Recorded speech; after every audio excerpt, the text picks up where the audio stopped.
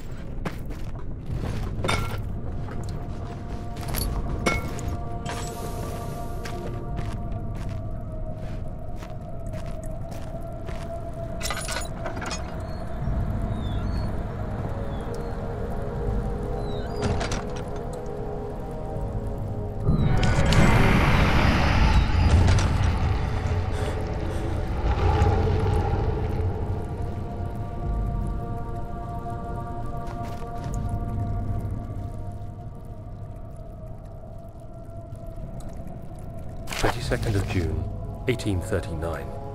It's been more than a month since my last entry. After the event inside the underground chamber in Algeria, Professor Herbert insisted I return to England. He said he didn't want to risk forfeiting the entire expedition lest I took a turn for the worse. An excessive decision, in retrospect. But I'm glad it turned out that way. I found my journal this morning in the haphazard collection of things brought home from Africa. Next to it lay the broken stone orb wrapped in cloth. I tried to assemble it, but couldn't. The pieces wouldn't fit together, as if they weren't from the same object. Could I have imagined it all? Was there ever a complete orb?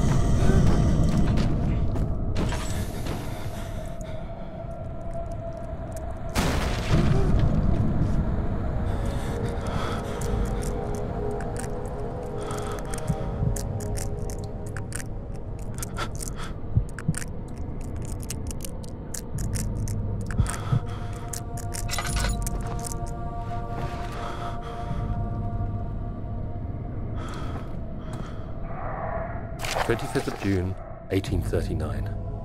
I feel the need to continue this journal, even though it was intended for my journey to Africa. This must be something very important. I just know it. I've taken it upon myself to piece the orb back together, but it's been more difficult than one might think. The pieces are behaving strangely. They seem to change color, shape, and texture, but ever so slightly. Yesterday, I took careful measurements and notated any significant markings. Today, I confirmed my suspicions. They were changing.